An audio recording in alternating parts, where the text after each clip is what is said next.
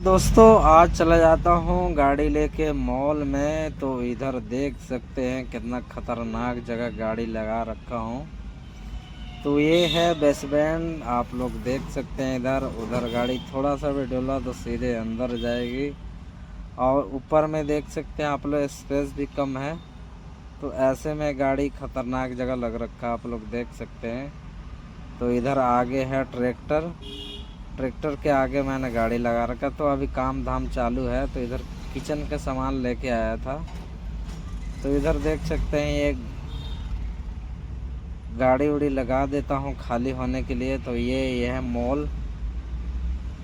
तो मॉल में खाली करके देख सकते हैं इधर। तो गाड़ी लगाने के बाद हो जाती है गाड़ी खाली।